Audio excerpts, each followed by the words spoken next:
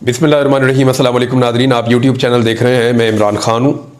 आपको आज एक कॉलम पढ़ के सुनाना है। ये मोहम्मद हनीफ साहब का कॉलम है और ये BBC के अंदर लिखा है। मोहम्मद हनीफ साहब सीनियर सहाफ़ी हैं और तज्ज़ियाकार भी हैं और ये कॉलम इनका मुझे बहुत पसंद आया। वैसे जो खूबी है मोहम्मद हनीफ साहब की तहरीरों में वो ये है कि वो बड़े सादा अंदाज में, बड़े आम फहम अंदाज में वो बड़ी गहरी बात कर देते हैं। मैं अक्सर उनकी तहरीरें पढ़ता हूँ और मुझे ये वाली तहरीर बहुत पसंद आई, तो इसलिए मैं आपको पढ़ के सुना रहा हूँ।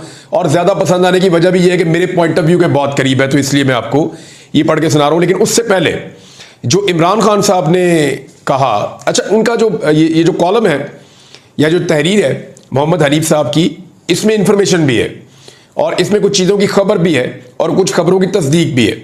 वो आपके सामने आ जाएगी, ये इंपॉर्टेंट है।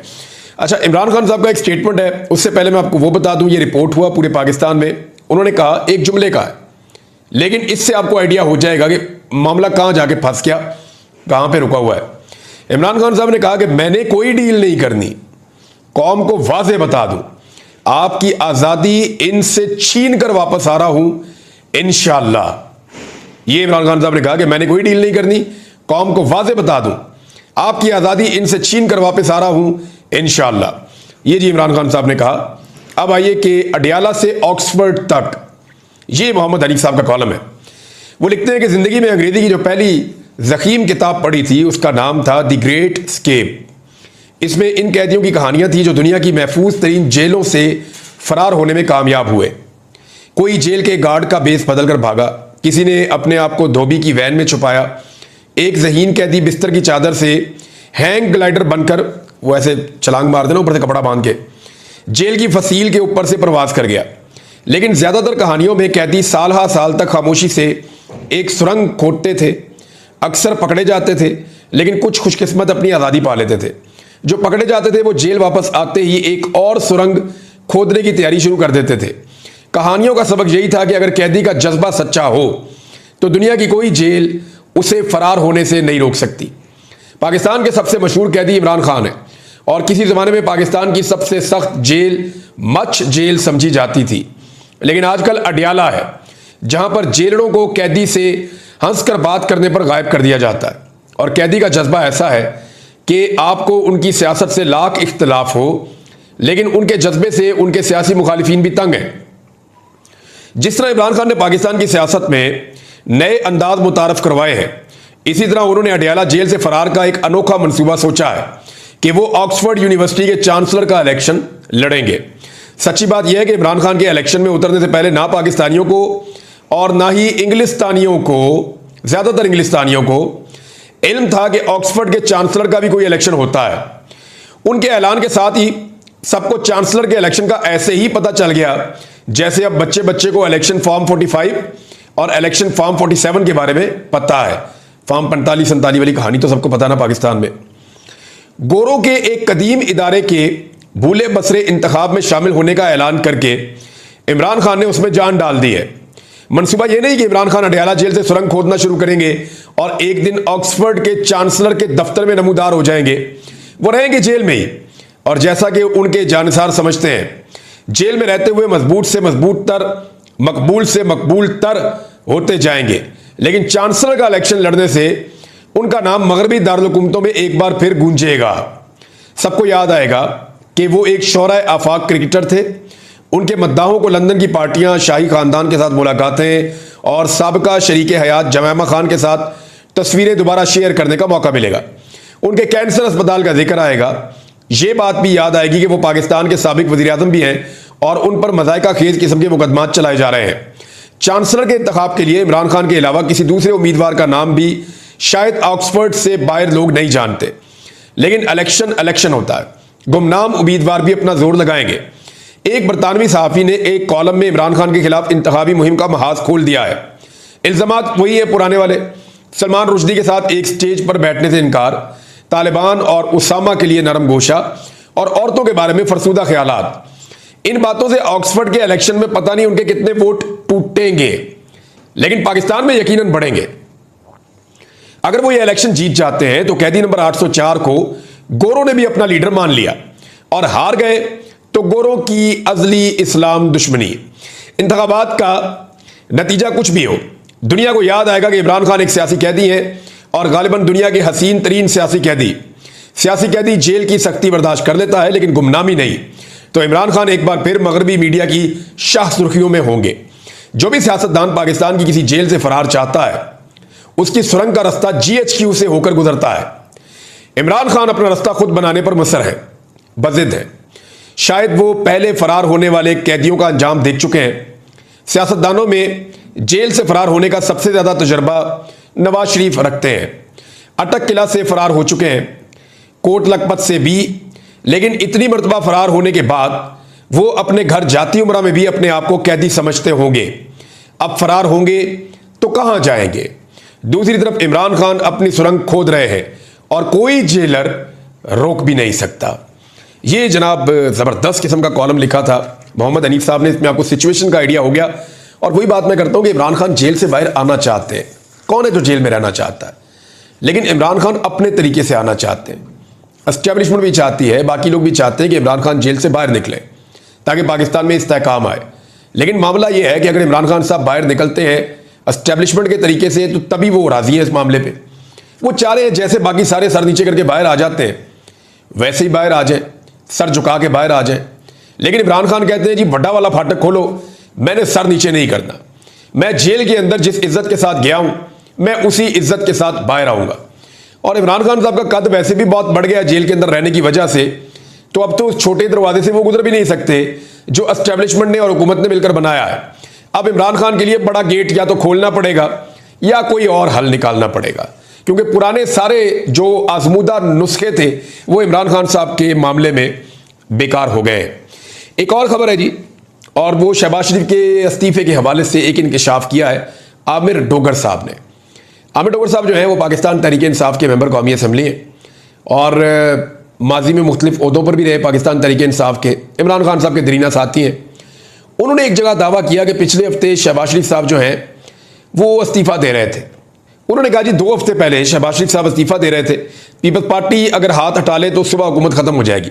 देखिए ये हो सकता है किसी जगह शहबाज शरीफ साहब ने धमकी लगाई हो और पीपल्स पार्टी के जरिए से ये बात आमिर डोगर साहब तक पहुंच गई हो, क्योंकि असेंबली के अंदर ये आपस में बैठते हैं तो एक दूसरे से बातें भी कर लेते हैं। हो सकता है शहबाज शरीफ ने कहा हो किसी मौका पर पीपल्स पार्टी को, क्योंकि उन दिनों में मुझे याद है पीपल्स पार्टी की और शहबाज शरीफ साहब की मुलाकातें हो रही थी। पंजाब के अंदर शेयर मांग रहे हैं। अब मरियम नवाज और नवाज शरीफ पीपल्स पार्टी को पंजाब में शेयर देने के लिए तैयार नहीं है। शहबाज शरीफ साहब कहते हैं जी आप दे दें शेयर, उधर पीपल्स पार्टी ने इनके सर पे डंडा मारती है बार बार शहबाज शरीफ के। पीपल्स पार्टी ये कहती है कि लूट का माल है भाई पंजाब, ना आप जीते वहां पे ना हम जीते वहां पे, जीती तो पीटीआई है, तो लूट का जो माल है उसके अंदर आप हमें हिस्सा दें, हमने आपको हुकूमत बना के दी हुई है। वो बेचारे सही बात करते हैं। इधर नवाज शरीफ और मरियम नवाज पंजाब में हिस्सा देने के लिए तैयार नहीं है। तो मे भी शहबाज शरीफ ने कहा हो कि ठीक है जी मैं रिजाइन कर देता हूं। तो ये तो एक धमकी है शहबाज शरीफ के पास, लेकिन देखें ये चलेगा नहीं मामला। और मुझे नहीं लगता शहबाज शरीफ साहब कभी भी संजीदा होंगे, क्योंकि अगर इन्होंने अब इस्तीफा दिया या सियासत इस वक्त खत्म की और ये इलेक्शन के अंदर गए तो पीटीआई का जो बलडोजर है वो इनको रौंद के रख देगा और इनको लेने के देने पड़ जाएंगे। अब इनको एस्टेब्लिशमेंट भी इलेक्शन नहीं जितवा सकेगी। हालात वहां पे पहुंच गए हैं, पाकिस्तानी बहुत मोहतात हो गए हैं। अच्छा, जो पाकिस्तान तहरीक इंसाफ का जलसा है ना, उस हवाले से अब मुतजाद खबरें आ रही हैं। एक तो इरफान सिद्दीकी साहब ने एक बिल मुतारफ करवा दिया सेनेट में, तो सेनेट की जो कमेटी है उसने वो बिल पास भी कर दिया। अब बिल ये है कि इस्लामाबाद में जो भी जलसा करेगा बगैर इजाजत के 3 साल के लिए अंदर, और अगर कोई दोबारा जलसा करेगा बगैर इजाजत के तो 10 साल के लिए अंदर। तो इस किस्म का बिल इरफान सिद्दीकी साहब, क्या ये सूट करता है उनकी शख्सियत को? यानी वो सहाफत की है और सहाफ़ी जो हैं वो कम से कम ये ख्याल रखते हैं कि जमहूरियत होनी चाहिए, जमहूरी इक़दार होनी चाहिए। तो एहतजाज का एक हक होता है, पॉलिटिकल गैदरिंग्स का एक हक होता है, और जो जमहूरी सियासी निज़ाम होता है उसके अंदर ये बुनियादी और बेसिक चीज़ें होती हैं, इनके बगैर मुकम्मल नहीं होती आपकी जमहूरियत। और वो उसके ऊपर ऐसी कदगरें लगा रहे हैं, ऐसी पाबंदियां लगा रहे हैं कि जी आप जलसा बगैर, अब डीसी फैसला करेगा कि एक पॉलिटिकल पार्टी ने जलसा करना या नहीं करना। वो डीसी की औकात ही कुछ नहीं है। उसको जो ऑर्डर आ जाएगा इंटीरियर मिनिस्ट्री से वो कहेगा जी नहीं करना, करना भी हो नहीं करना। वो 10 दफा मना कर देगा तो क्या 10 दफा जलसा नहीं होगा? यानी यहां अदालत के अहकामात होते हैं और दूसरी तरफ से उनको रद्दी की टोकरी में फेंक दिया जाता है, एक कमिश्नर की तरफ से एक डीसी की तरफ से। तो ये उन्होंने कोशिश की है, लेकिन इसके बावजूद पाकिस्तान तहरीक इंसाफ कर रही है कि अब हम नहीं रुकेंगे। रऊफ हसन साहब ने स्टेटमेंट जारी किया अपनी पार्टी का, और पार्टी के मुख्तलिफ लोगों से मेरी बात हुई उन्होंने कहा जी बहुत हो गई है, हम 8 सितंबर के जलसे से पीछे नहीं हट सकते। तहरीक इंसाफ का यह दावा है कि इससे पहले जितनी मरतबा वो पीछे हट गए हैं जलसे से और जितनी मरतबा उन्होंने कंप्रोमाइज़ किया है हालात को और सूरत हाल को देखते हुए या रिक्वेस्ट को देखते हुए, तो अब हम कर नहीं सकते। वो ये कह रहे हैं, वो ये कह रहे हैं कि पब्लिक का इतना ज़्यादा प्रेशर है कि अगर हम नहीं भी जाएंगे तो पब्लिक पहुंच जाएगी और एमपीएस एमएनएस के घरों का लोग घेराव कर लेंगे अगर हम नहीं जाएंगे। तो हमें हर हाल में पाकिस्तान तहरीक इंसाफ को अब ये जलसा करना पड़ेगा 8 सितंबर को। ये पाकिस्तान तहरीक इंसाफ की क़यादत अब खुलकर कह रही है। तो लेट्स सी हुकूमत कैसी सूरत हाल पैदा करती है। वैसे कंटेनर तो बेशुमार पहुंचाए हुए इन्होंने इस्लामाबाद में, और इस्लामाबाद को कंटेनरिस्तान एक तरह से इन्होंने बनाया हुआ है। एक और खबर है जी, और वो खबर यह है कि बलूचिस्तान की सूरत हाल पे ऑल पार्टीज कॉन्फ्रेंस बुलाने का फैसला अपोजिशन ने किया है। इस पे जो बातचीत की वो असद कैसर साहब ने की, और उन्होंने ये कहा जी कि हमें मिलकर बैठना पड़ेगा। हम स्पीकर से भी बात करेंगे, बाकी सबसे बात करेंगे। बलूचिस्तान की जो सूरत हाल है इस पर फजलुर रहमान साहब भी ये कह रहे हैं। अख्तर मेंगल साहब का जो इस्तीफ़ा है उसके बाद सिचुएशन पहले जैसी रही नहीं। यानी आप अगर बलोच नौजवानों को देखें तो नौजवान बहुत सारे हैं, उनके पास नौजवान क़यादत भी मौजूद है, लेकिन उनके पास सीरियस उनके अपने इलाकाई सियासतदान मौजूद नहीं है, बड़े नाम मौजूद नहीं है। अब अगर अख्तर मेंगल साहब उनके साथ एंगेजमेंट करते हैं तो ये बहुत बड़ी पॉलिटिकल तहरीक हो सकती है बलूचिस्तान में। और ये एक प्रेशर भी है ना नौजवानों का, बलूचिस्तान के आम शहरियों का, वहाँ के जो पुराने रवायती सियासतदान हैं उनके ऊपर। तो अख्तर मेंगल साहब का जो डिसीजन है उसकी बहुत सारी रीजंस हैं, ज़्यादतियाँ हैं, जुल्म है। फिर सबसे बड़ी बात यह है कि उनके ऊपर जुल्म किया जाता है और शिकायत नहीं करने दी जाती। यानी वो जब बात करना चाहते हैं उनकी प्रेस कॉन्फ्रेंस नहीं दिखाते, उनको बात करने का मौका नहीं दिया जाता। तो जब आप उनको मौका नहीं देंगे बात करने का, वो अपनी बात पहुंचा नहीं सकेंगे अख्तर मेंगल साहब, तो उनके पास फिर वो ऑप्शन लेस हो जाते हैं ना। फिर वो सोशल मीडिया का सहारा लेंगे जिसको आप डिजिटल दहशतगर्दी कहते हैं। फिर वो नौजवानों के साथ मिलकर उस तहरीक का हिस्सा बनेंगे जिसको रोकने के लिए या जिसके साथ एंगेजमेंट के लिए वो बहुत ज़रूरी थे। यानी अख्तर मेंगल साहब जैसे लोग ही हैं ना, या उन जैसे आप 8-10 लोग इकट्ठे करें बलूचिस्तान से, उन्हें कहें कि नौजवानों को एंगेज करें और एक वफामत का माहौल बनाएं। लेकिन मेरे ख्याल में उनको दीवार के साथ लगाकर हुकूमत ने और रियासत ने अपनी मुश्किलात के अंदर इजाफा कर लिया है। IMF से नाज़रीन दो खबरें, दोनों बहुत इंपॉर्टेंट हैं इकॉनमी के हवाले से। ये बहुत अहम चीज़ें हैं जो मैं आपके साथ अब शेयर करने जा रहा हूँ। एक तो IMF की जो पहली खबर है वो ये है कि जो शॉर्टफॉल है वो पूरा किया जाए। मैंने आपको पहले बताया था कि 111 अरब कम पाकिस्तान ने वसूल किए हैं रेवेन्यू में, यानी जो रेवेन्यू कलेक्शन करनी थी, जो टैक्स इकट्ठा करना था, उसमें 111 अरब कम वसूल किया 2 महीनों में। अब एक तीसरा महीना चल रहा है, इसके अंदर अगर आपने हदफ पूरा करना है तो 1200 अरब रुपया आपको इकट्ठा करना पड़ेगा। मुझे कैपेसिटी नज़र नहीं आ रही कि सितंबर के महीने में 1200 अरब इकट्ठा हो सके। उसकी वजह यह है कि पिछले 2 महीनों में जो पैसा इकट्ठा हुआ वो लगभग कुछ 1400-1500 के करीब है, इससे कम है मेरे ख्याल में, 1400 अरब रुपए के करीब है। तो अब 2 महीने में इतना इकट्ठा किया और एडवांस टैक्सेस लेकर इकट्ठा किया बहुत सारे लोगों से। तो अब जो है वो रेगुलर टैक्सेस के साथ 1200 अरब कैसे इकट्ठा करेंगे? एक तो ये बहुत मुश्किल है। दूसरी उनकी शर्त यह है कि जो 12 अरब डॉलर आपने कर्जा लिया हुआ है 3 मुख्तलिफ मुल्कों से, उसको रोल ओवर करवाएं। वो उसमें सिर्फ 1 अरब डॉलर जो है वो हुआ है रोल ओवर, बाकी 11 अरब डॉलर पड़ा हुआ है, वो भी होता हुआ दिखाई नहीं दे रहा। तीसरा जो है कि अपने अकाउंट के अंदर आप हमें 2 अरब डॉलर इजाफी दिखाएं। अब ये सारा पैसा कहां से इकट्ठा करें हम? ये तो सारा कुछ ऐसी चीजें बता रहा है जो नामुमकिन है।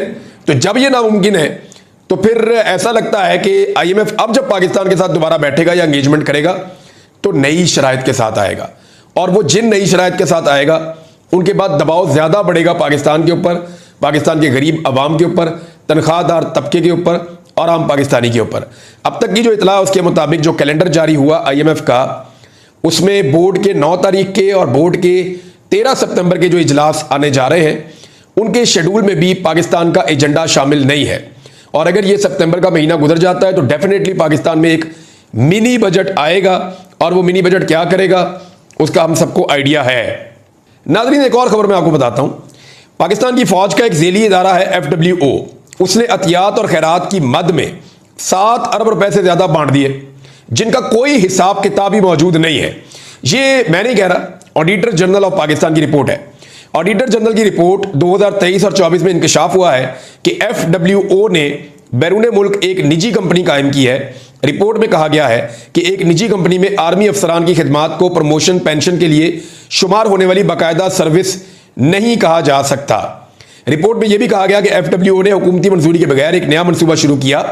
ना तो इसके क़याम के सिलसिले में हुकूमत से कोई मंजूरी तलब की गई और ना ही खर्च शुदा रकम या मौसूल होने वाली आमदनी की तफसीलात महफूज की गई। यह भी नोट किया गया कि FWO ने 7,201 मिलियन रुपए इसके अतियात और खैरात कर दिए। लेकिन ऑडिटर जनरल का कहना है कि एक हुकूमती अदारा होने की हैसियत से FWO के पास खैरात देने का सरकारी इख्तियार नहीं है। मजीद कहा गया कि खैरात के मुस्तफीद होने वालों की या जिन लोगों को यह खैरात दी गई है उसकी कोई फहरिस्त भी दस्तयाब नहीं है और ना ही इस खर्च के लिए किसी मंजूरी का सबूत था। FWO के ऑडिट के दौरान माली बयानात से यह देखा गया है कि बाकी चीज़ें पुरानी है, लेकिन मामला यह है कि इतने सारे पैसे खैरात कर दिए, अतिया कर दिए, लेकिन किनको दिए कोई रिकॉर्ड नहीं है। ये मामला ऑडिटर जनरल और इसके ऊपर ख्वाजा आसिफ साहब का ये उनका है पॉइंट। वजारत दिफा क्योंकि उनकी है तो उसमें उनको बताना चाहिए कि एक्चुअली यहाँ पे क्या हुआ, इतनी बड़ी पैसे खैरात में चले गए जो ऐसे नहीं जा सकते कानून के मुताबिक। एक और खबर यह है कि कपास की जो फसल है पाकिस्तान में उसमें 60% कमी हो गई है नादरी। यानी हमें पहले ही कपास इंपोर्ट करनी पड़ती है अगर हमने अपनी मशीनें चलानी है तो। और गवर्नमेंट की ऐसी नाकस पॉलिसी है क्योंकि गंदम में इन्होंने किसान को बहुत बुरी तरह मारा है। जब किसान को गंदम में मार पड़ी तो उसके बाद पैसा था ही नहीं, वो अगली फसल लगाने के अंदर बहुत कमज़ोर हो गया था। तो किसान इतना कमज़ोर हुआ है और किसान को इतनी मार पड़ी है पाकिस्तान में कि कपास की जो पैदावार है उस हवाले से बताया जा रहा है कि 60% कमी हुई है कपास की पैदावार में। और सिंध और पंजाब के गुज़िश्ता माह के अगस्त में कपास की पैदावार में 60% तक की खतरनाक कमी पर टेक्सटाइल के शोबे में बहुत तशवीश की लहर दौड़ गई है। वो पहले ही बेचारे बहुत महंगी कपास इंपोर्ट करते हैं और अब पाकिस्तान के अंदर 60% कम हो गई है तो आपकी जो इंडस्ट्री है टेक्सटाइल की, जो पाकिस्तान की सबसे बड़ी इंडस्ट्री है, वो तो पूरी तरह इन्होंने डबो दी, यानी डेलिबरेटली कर रहे हैं। और एक और काम करने जा रहे हैं, जरा ये आप कार्रवाई चेक करें। मैंने आपसे कहा आपको बताऊंगा मैं कि शुगर का मामला, ये जो गन्ने की खरीदारी होती है ना, इसके ऊपर गवर्नमेंट का एक चेक होता है कि इतने रुपए में गन्ना बिकेगा और इस तरीके से बिकेगा, इतने दिनों तक आप उनकी पेमेंट करेंगे और फिर इतने रुपए की आप चीनी बेचेंगे। गवर्नमेंट ऑफ पंजाब ने अभी ये इतलात आ रही हैं, इनकी कंफर्मेशन भी आ जाएगी क्योंकि अभी इन्होंने कोई नोटिफिकेशन मंजरे आम पे नहीं आने दिया। डिपार्टमेंट के अंदर से मुबैना तौर पे ये खबरें आ रही है कि इन्होंने फैसला किया है कि गंदम की तरह जैसे हमने छोड़ दिया था खुला किसान को, हम गन्ने के किसान को भी शायद छोड़ देंगे। और अगर इन्होंने गन्ने के किसान के साथ ये किया तो याद रखिएगा शुगर मिल मालिकान की जो है मौजें लग जाएगी, क्योंकि ये सारे खुद ही शुगर मिलों के मालिक हैं। ये जितने भी जैसे IPP हैं वो भी इनकी है, शुगर मिले वो भी इनकी है, सियासतदानों की, तो ये मिल के खाते हैं। तो तरीका वारदात इनका ये है कि अपनी मर्जी से गन्ना खरीदेंगे, जितना मर्जी सस्ता खरीदें, फिर अपनी मर्जी से रेट डालेंगे कि जी हमने तो बहुत महंगा खरीदा है, और अपनी मर्जी से फिर चीनी का रेट बढ़ाएंगे भी।